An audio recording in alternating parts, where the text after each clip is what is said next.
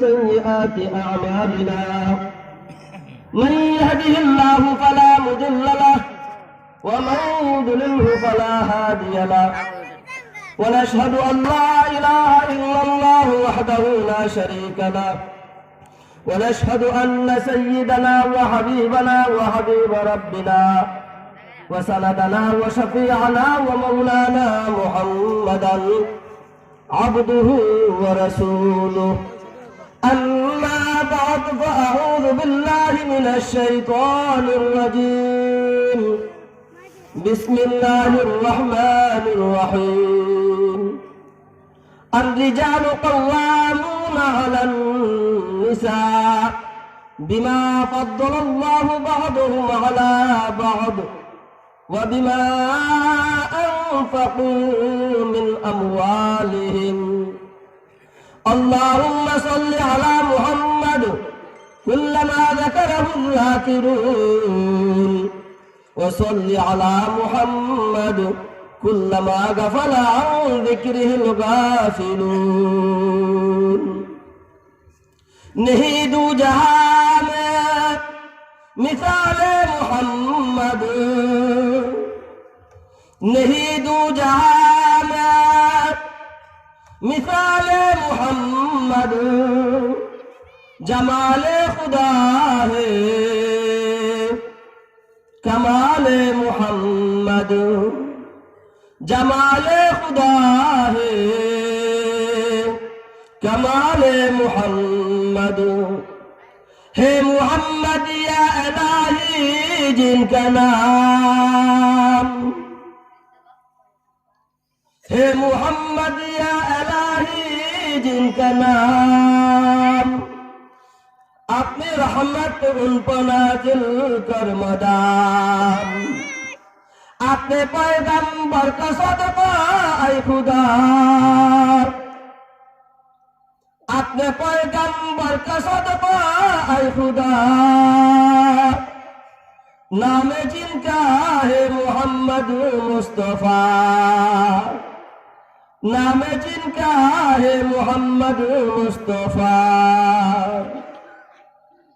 রয়েলবাড়ি তাঁতিপাড়া ভুইয়াবাড়ি যুব সমাজের উদ্যোগে কবরবাসীদের রুহের মাগফিরাত কামনায় ইসলামী মহাসম্মেলন উক্ত সম্মেলনের সম্মানিত সভাপতি সাহেব সহ সভাপতি প্রধান অতিথি বিশেষ অতিথিবৃন্দ মুআজ্জাজ মুকাররম উলামায়ে কেরাম মুরব্বিয়ান আযম ইসলাম প্রিয় যুবক ভাইয়েরা এবং এই সবার আয়োজক যুবক ভাইয়েরা পর্দানিশীন মা ও বোনেরা আমি যে বিষয়টা নিয়ে আজকে আপনাদের সামনে কথা বলবো এই বিষয়টা পরে বলতেছি আগে যে পরিমাণ তেলাওয়াত করেছি এই পরিমাণ আয়াতের অর্থ বলতেছি এই অর্থের আলোকে পরে আমি একটা বিষয় সাব্যস্ত করব আল্লাহ যদি আমাকে তৌফিক দেয় ওই বিষয়টার উপর কিছু কথা বলবো ইনশাআল্লাহ আমি সূরা নিসার 34 নম্বর আয়াতের অংশ বিশেষ পাঠ করেছি যিনি পাঠ করেছি ইনির অর্থ হইল আল্লাহ বলেন আর রিজালু কাওয়ামুনা আলান নিসা বিমা ফাদ্দালাল্লাহু বা'দুহুম আলা বা'দ ওয়া বিমা আনফাকু মিন আমওয়ালিহিম আল্লাহ বলেন নারীদের নেতৃত্ব দিব পুরুষে পুরুষগণ হইল নারীদের তত্ত্বাবধায়ক নারীদের পরিচালনা করব পুরুষে পুরুষগণ হইল নারীদের পরিচালক কেন দুইটা কারণে কয়টা কারণে একটা কারণ বিমা ফাদ্দালাল্লাহু বা'দুহুম আলা বা'দ একটা কারণ হচ্ছে একজনের উপর আরেকজনকে আল্লাহ শ্রেষ্ঠত্ব দিয়েছেন এই কারণে অর্থাৎ নারীদের উপর আল্লাহ পুরুষকে শ্রেষ্ঠত্ব দিয়েছেন বৈশিষ্ট্য দিয়েছেন এই কারণে নারীদেরকে পরিচালনা করব পুরুষে এই কারণে পুরুষ হচ্ছে নারীদের তত্ত্বাবধায়ক আরেকটা কারণ وبما أنفقوا من أموالهم পুরুষেরা তাদের সম্পদ নারীদের জন্য ব্যয় করে। যেমন ধরেন আপনার বিবির তেল সাবান কাপড় চোপড় ভরণ পোষণ কে দেয়? আপনি দেন না আপনার তেল সাবান ভরণ পোষণ আপনার স্ত্রী দেয়? আপনার কাপড় চোপড় তেল সাবান ভরণ পোষণ এইগুলা কি আপনার স্ত্রী আপনার জন্য খরচ করে, না আপনি আপনার স্ত্রীর ভরণ পোষণ বহন করেন? বলেন কে? পুরুষ।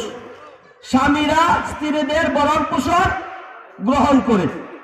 স্ত্রীর তেল সাবান খাওয়া দাওয়া কাপড় চোপড় সহ যত খরচ সব কার কাঁধে? স্বামীর কাঁধে। কার কাঁধে? স্বামী এই সম্পদ কামায়া কিছু সম্পদ সন্তানাদের জন্য খরচ করে, আবার কিছু সম্পদ তার স্ত্রীর কাপড় চোপড় ভরণ পোষণ তেল সাবান ইত্যাদির কাজে ব্যয় করে। স্বামীরা যেহেতু তাদের সম্পদ স্ত্রীদের জন্য ব্যয় করে, এই কারণে স্বামীরা নারীদের বা স্ত্রীদের পরিচালনা করবে। তাইলে পুরুষ নারীদের পরিচালনা করবে কয়টা কারণে? দুইটা কারণে। একটা, আল্লাহ নিজে নারীদের উপর পুরুষকে শ্রেষ্ঠত্ব দিয়েছে এই কারণে। আরেকটা হচ্ছে পুরুষেরা তাদের কামাইকৃত সম্পদ তাদের স্ত্রীদের তলে ব্যয় করে, এই কারণে তারা নেতৃত্ব দিব। তাহলে আমরা এই আলোচনার দ্বারা কি পাইলাম? পুরুষ পরিচালক। কারণ স্বামীর কথায় স্ত্রী চলবো না স্ত্রীর কথায় স্বামী চলবো? আমরা কোনটা আলোচনা কোনটা পাইলাম? স্ত্রীর কথায় স্বামী চলবো নাকি স্বামীর কথায় স্ত্রী চলবো? স্বামীর কথায় স্ত্রী চলবো। এইটার আলোকে আমি একটা আজকে বিষয় সাব্যস্ত করলাম। আমার আজকের আলোচ্য বিষয় হচ্ছে এই আয়াতের উপর আমল করতে গিয়া যদি স্ত্রীরা স্বামীদের সাথে উত্তম আচরণ করে, স্বামীদের কথা মতো চলে, স্বামীদের মন সন্তুষ্ট করিয়া চলে, স্বামীদের শরীয়ত সম্মত হুকুম পালন করিয়া চলে, তাহলে স্ত্রীদের কি ফায়দা, স্ত্রীদের কি উপকারিতা, এই বিষয়টা নিয়ে সংক্ষেপে আমি আপনাদের সামনে কথা বলবো ইনশাআল্লাহ। এক কথায়, স্বামীর সাথে উত্তম আচরণে স্ত্রীর ফায়দা। আলোচ্য বিষয় কি? স্বামীর সাথে উত্তম আচরণে স্ত্রীর উপকারিতা। আমার মা বোনরা লক্ষ্য করে বিষয়টা শুনবেন। আলোচ্য বিষয়টা আমি আবার বলছি, স্বামীর সহিত উত্তম আচরণে স্ত্রীর উপকারিতা ফায়দা। একজন স্ত্রী যদি স্বামীর সাথে উত্তম আচরণ করে, একজন স্ত্রী যদি স্বামীর মন সন্তুষ্ট করিয়া চলে, একজন স্ত্রী যদি স্বামীর শরীয়ত সম্মত হুকুমটা পালন করে, এই কাজগুলা করলে স্ত্রীর কি লাভ হবে, স্ত্রীর কি ফায়দা হবে, এই ফায়দার কথাটাই আমি আজকে আপনাদেরকে বলবো। ছোট্ট একটা ঘটনার মাধ্যমে বিষয়টা বোঝানোর চেষ্টা করব। ঘটনাটা হচ্ছে একজন মহিলা সাহাবী, যার নাম হচ্ছে আসমা বিনতে ইয়াজিদ আনসারী রাদিয়াল্লাহু তাআলা আনহা। মহিলা সাহাবী, নামটা হচ্ছে আসমা বিনতে ইয়াজিদ আনসারী রাদিয়াল্লাহু তাআলা আনহা। উনি আল্লাহর নবীর দরবারে আয়া বলতেছে, ইয়া রাসূলুল্লাহ, ইয়া হাবিবাল্লাহ, মুসলমান মহিলারা, আমি আসমা বিনতে ইয়াজিদ আনসারী মহিলাকে প্রতিনিধি বানাইছে। সমস্ত মুসলমান মহিলারা আমাকে প্রতিনিধি বানাইয়া আপনার দরবারে পাঠাইছে। আপনার দরবারে আমি মহিলাদের প্রতিনিধি হিসাবে আসলাম। আমার মা আপনার জন্য কুরবান হোক। ইয়া রাসূলুল্লাহ, আমার বাবা আপনার উপর কুরবান হোক। আল্লাহ আপনাকে যেভাবে পুরুষের নবী বানাইয়া পাঠাইছে, এমনি ভাবে নারীদেরও নবী বানাইয়া পাঠাইছে। আপনি শুধু একটা পুরুষের নবী নন, আপনি নারীদেরও নবী। আপনি যেমন পুরুষের নবী, তেমনি আপনি নারীদেরও নবী। আপনারা কি বলেন? আমার নবী বিশ্ব নবী মুহাম্মদুর রাসূলুল্লাহ শুধু কি আমাদের নবী, না আমাদের মা বোনদেরও নবী?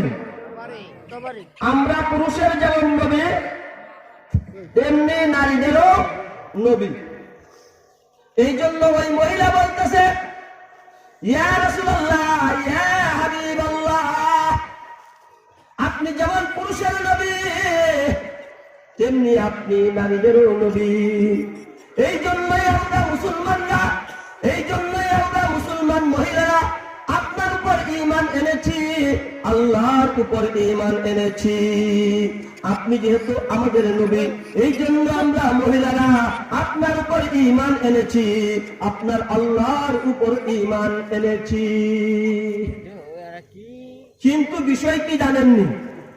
বিষয় হলো, ইয়া রাসূলুল্লাহ, আমরা মহিলারা ঘরে আবদ্ধ থাকি, ঘরে বন্দী থাকি, আমরা মহিলারা ঘরে পর্দায় থাকি। আমাদের ব্যাপারে আল্লাহ কুরআনে বলে দিয়েছেন, ওয়াকারনা ফি বুয়ুতিকুন্না ওয়ালা তাবাররাজনা তাবাররুজাল জাহিলিয়াতিল উলা। আল্লাহ বলেছেন, ও মুসলমান মহিলারা, জাহেলি যুগে নারীদের মতন বেহায়াপনা অবস্থায় সাজসজ্জা করিয়া সৌন্দর্য দেখাইবার জন্য, রূপ দেখাইবার জন্য বেহায়া অবস্থায় সমাজে বাইর হইও না, হাটে বাজারে বাইর হইও না।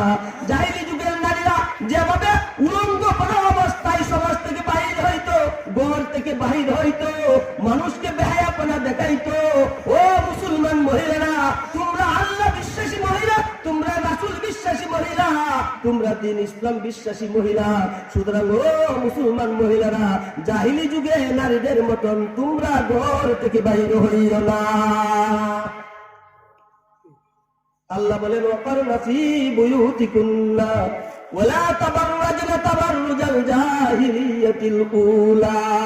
জাহিলি যুগের নারীদের মতন ঘর থেকে বাইর হইও না। যদি বিশেষ প্রয়োজন দেখা দেয় পর্দার সাথে বাহির হইবা, যদি বিশেষ প্রয়োজন দেখা যায় পর্দার বিধান লঙ্ঘন করিও না। পর্দার বিধান ঠিক রাখিয়া প্রয়োজন মিটাইবার জন্য ঘর থেকে বাহির হইবা, এছাড়া ঘর থেকে বাহির হইও না। কে বলতেছেন? ওই আসমা বিনতে ইয়াজিদ আনসারী ওই মহিলা বলতেছে, আল্লাহ রাসূল, আমরা মহিলা মানুষ, আমরা ঘরে আবদ্ধ থাকি, আমরা পর্দায় থাকি, আমাদের দ্বারা আমরা স্বামীদের শয্যা সঙ্গিনী হই, আমাদের দ্বারা স্বামীদের খাহেসাত মিটানো হয়। আমরা মহিলারা, আমাদের দ্বারা পুরুষের খাহেসাত মিটানো হয়, পুরুষের আশা আকাঙ্ক্ষা আমাদের দ্বারা মিটানো হয়। আমরা আমাদের স্বামীদের সন্তান পেটে ধারণ করে থাকি, আমরা পুরুষের সন্তান পেটে ধারণ করি, পুরুষদের খেদমত করি, পুরুষদের শয্যা সঙ্গিনী হই, ঘরে আবদ্ধ থাকি, ঘর থেকে বাইর হইতে পারি না। কিন্তু ইয়া রাসূলুল্লাহ, অনেক নেক কাজ আছে, অনেক নেক কাজ আছে, যে সমস্ত নেক কাজের মধ্যে কেবল শুধু পুরুষেরা অংশগ্রহণ করে, পর্দার ভিতরে থাকার কারণে আমরা মহিলারা অংশগ্রহণ করতে পারি না। আছে না এমন নেক কাজ? যেমন একটা নেক কাজ জুমার নামাজ। জুমার নামাজ, ইয়া রাসূলুল্লাহ, জুমার নামাজের মধ্যে শুধু পুরুষেরা অংশগ্রহণ করে, আমরা মহিলারা জুমার নামাজে যাইতে পারি না। আল্লাহ বলেন, ইয়া আইয়ুহাল্লাযীনা আমানু ইযা নুদিয়া লিস-সালাতি মিন ইয়াউমিল জুমআতি ফাসআউ ইলা যিকরিল্লাহ ওয়া যারুল বাই', যালিকুম খায়রুল লাকুম ইন কুনতুম তা'লামুন। আল্লাহ বলে, ও ঈমানদাররা, যখন জুমার নামাজের আযান হয়ে যায়, জুমার নামাজের জন্য প্রস্তুতি নাও, ব্যবসা বাণিজ্য বন্ধ করে দাও, দোকান পাট বন্ধ করে দাও, ক্ষেত কামের কাজ বন্ধ করে দাও, ফিশারির কাজ বন্ধ করে দাও, আরো যত ধরনের কাজ ক্ষেত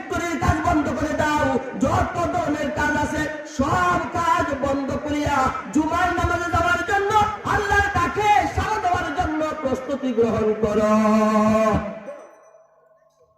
এই সময় যখন জুমার নামাজের আযান হয়, আল্লাহ যখন জুমার নামাজে যাওয়ার জন্য ডাক দেয়, এই সময় আমাদের স্বামীরা অর্থাৎ পুরুষেরা জুমার নামাজে অংশগ্রহণ করে, আমরা মহিলারা জুমার নামাজে যাইতে পারি না। জুমার নামাজের সওয়াব স্বামীরা পাইল, আমরা স্ত্রীরা পাইলাম না। জুমার নামাজের ফজিলত পুরুষেরা পাইল, আমরা মহিলারা পাইলাম না। জুমার নামাজের বরকত পুরুষেরা পাইল, আমরা মহিলারা পাইলাম না। ঘরে বন্দী থাকার কারণে, পর্দায় থাকার কারণে জুমার বরকত আমরা পাইলাম না, জুমার নামাজে আমরা যাইতে পারলাম না। পুরুষেরা গিয়েছে, পুরুষেরা ফজিলত পাইছে, পুরুষেরা বরকত পাইছে, পুরুষেরা সওয়াবও পাইছে।